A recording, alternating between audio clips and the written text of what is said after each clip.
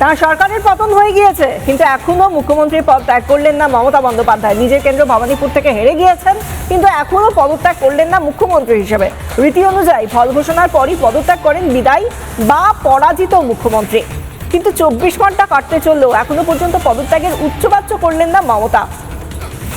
কখন করবেন পদত্যাগ সেই নিয়ে কোনো বার্তা আসেনি তৃণমূলের তরফেও।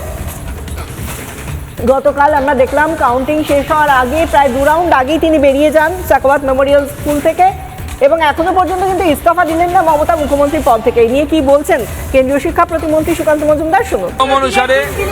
নিয়ম অনুসারে